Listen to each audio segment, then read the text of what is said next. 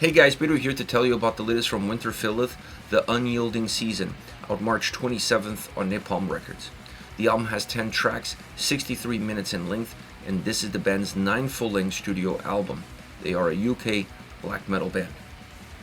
As far as the album design structure is concerned, I'm not a fan of how this album presents itself, specifically because of two songs. And I'm talking about Unspoke, Elegy, and Where Dreams Once Grew. These are two instrumental tracks that have very specific dynamics, very specific elements that make them stand out, not just because of the fact that they're instrumental, but just in terms of the ambiance and the atmosphere that they create on a record that's very depleted of that same atmosphere. This is a more cohesive record than what it appears to be. Those two songs allow the album to lose a little bit of the overall harmonious experience that the album could have. And I think that is a downside of having two tracks like this in an album that has an overall very different picture of what these two songs tried to paint. I understand why they are on this record and where they are on this record. I can make a case for it. I can understand having Where the Dreams Once Grew at the bottom end of the record. It feels like an outro track, even though it's not the closing song, because there's a Paradise Lost cover that ends the record. Enchantment is actually the closing song on the record. But I can understand having this outro, if you will, at the end of the album experience. I can even understand Unspoke, Elegy. It feels like a reset for side B. So I can look at the design and I can make a case for why these songs are where they are. More than where they are on the record is what they offer the record that becomes a problem. If this album was deeply atmospheric from top to bottom, having two songs like this really help not only enhance the atmosphere, but really create a sense of continuity from song to song and allow you to better express the vibe that you're trying to create with the overall record, not just individual songs. But for an album that sounds this dark, that it's this driven, that has such a different aspect to it in terms of pushing more of a traditional black metal sound, a lot less an atmospheric sound, these two songs completely jolt the experience and throw a curveball at the listener. I think the album could have been more consistent without them. And if you're going to have them, then you have to create a much better bridge around it, so the existing of these songs feels like it's part of the overall big picture and not necessarily just a snapshot of the moment within the record. Once you move into the sound of the album, I already mentioned this is a very dark sounding album and a much less atmospheric record. I think that's something that you can walk away with as far as the overall experience is concerned. The album feels heavier than its predecessor, less atmospheric, which increases the level of heaviness by default.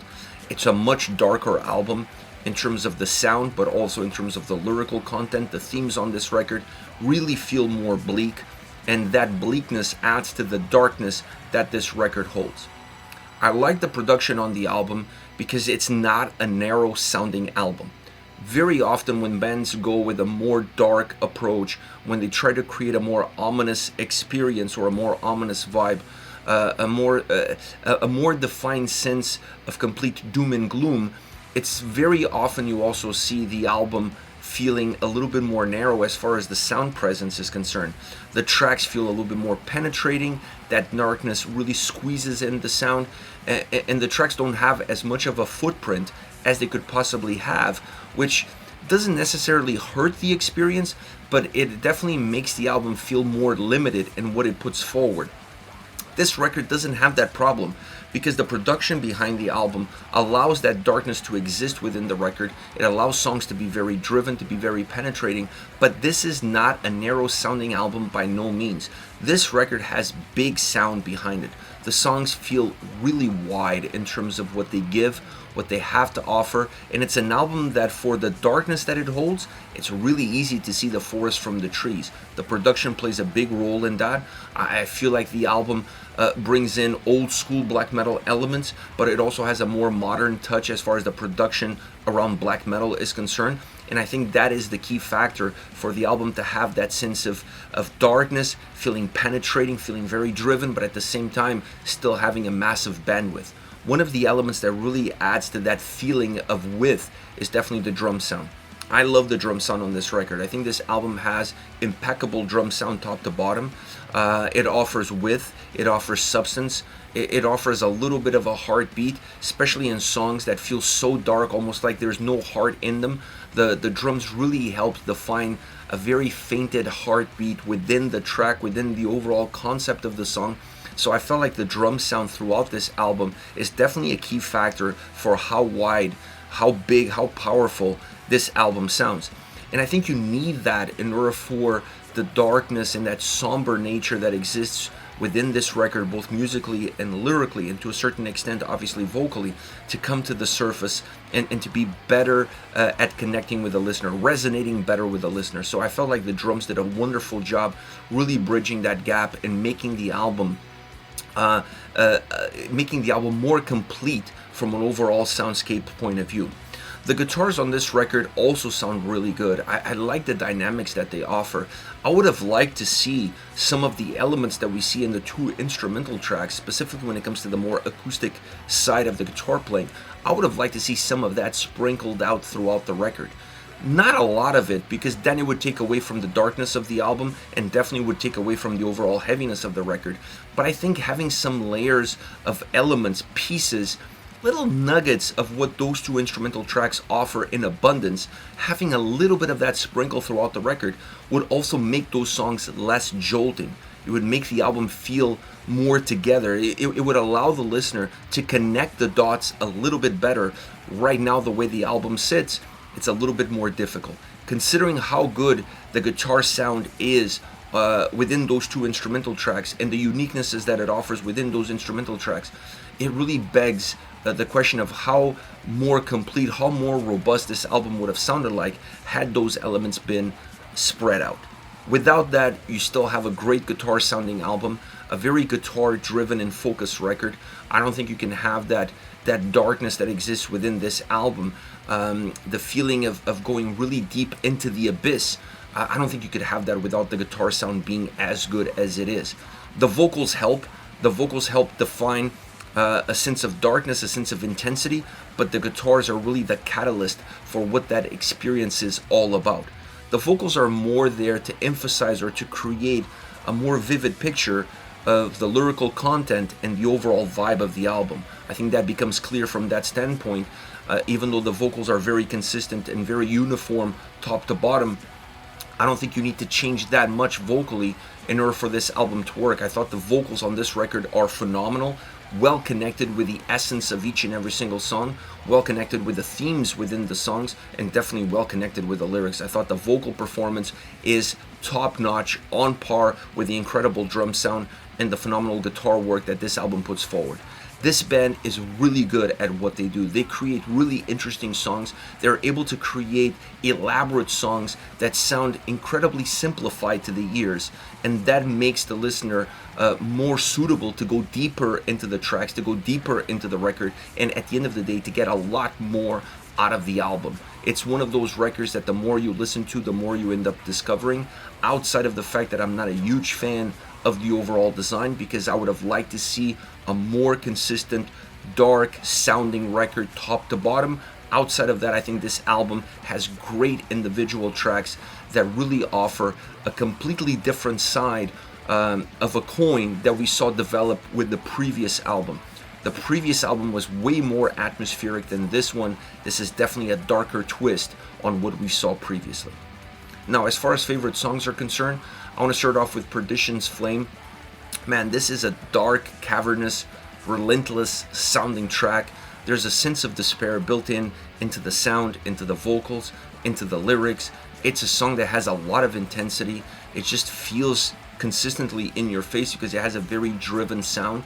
The guitars are phenomenal. The riff, the main melody and that riff that just, permeates throughout the entire track, sometimes a little bit more in the forefront, sometimes a little bit more as an undertone, is amazing. I love the tempo of this track, super driven song, and the vocals just wrap it all perfectly. The vocals really become the perfect painting to what the overall song makes you feel. The vocals, inspired by the lyrics, really come together perfectly to bring this song a full circle. It's just a great track all around. It just feels incredibly intense, and you can feel that intensity at every single turn. Then you have a song like Towards Elysium. This is an interesting track because it has a lot of the same elements as Perdition's Flame, specifically the more black metal driven sound. This one not as driven, this one a little bit more methodic with a slower tempo, and what it loses in the tempo and gains in size, or at least it feels like a much thicker, bigger song. It's a track that gives you a little bit more of development to it because of that methodic nature. You're able to see the track grow and progress a little bit easier. It's not as intense, it's not as much in your face as Perdition's Flame is. Therefore, you're able to take a step back and appreciate the track a little bit differently. You're able to see elements that are equal to one another when you compare these two songs, but you're able to see them under a different light, and therefore making the song feel completely different, even though it has a very similar spinal cord. The darkness of this track is interesting because it comes from the sound, but I felt like it came a lot more from the vocals. The lack of drive, the lack of intensity, the lack of push, being a slower tempo song allows the vocals to take the stage and be the ones that push that darkness forward. And I thought that was such a great element for a song like this, because you're able to increase, or at least give a feeling of a bigger size, more substance, more robust track, and not lose anything as far as the overall darkness and penetrating experience is concerned. Last but definitely not least, the closing song on this record, Enchantment, a Paradise Lost cover, and I really enjoy this cover. Obviously, it doesn't sound vocally like Paradise Lost, close, but not quite the same. Not that I was expecting the same, and that makes the song unique in its own way. It's a different style of track. You have clean vocals on the track, which is going to be the one spot where you're going to get clean vocals throughout the entire record. So right there, you have something that's going to be different. I felt musically the song was very close to the original. I really like the connection that exists there. Perhaps a little darker than the original, but still musically you don't see as many gaps or as many differences as you do vocally. But it's such a great take on such a great song. I really enjoyed this cover. I really enjoyed what this track offers, and I really felt like they did such a great job paying homage to an amazing Paradise Lost song. So this is to me a great cover because it feels like there is a connection to the original. When you listen to the song, you think of the original, but it feels like its own track with its own merits, and that's an important aspect when you have a cover like this.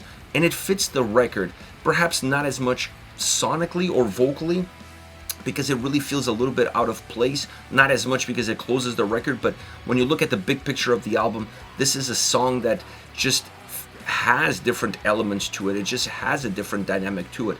But from a theme standpoint, the track fits really well with the overall idea of the album. So it's an interesting choice, and it's an interesting choice because of that. Because sonically, it feels a little bit apart, but thematically, it fits right in. This is it, Winterfylleth with the Unyielding Season, once again out March 27th on Napalm Records. Let me know your thoughts on the band, hit me up in the comment section. I'll see you all at the next video. Take care, guys.